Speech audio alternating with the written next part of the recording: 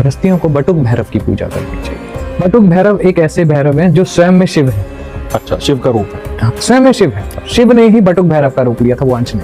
अच्छा, ठीक है।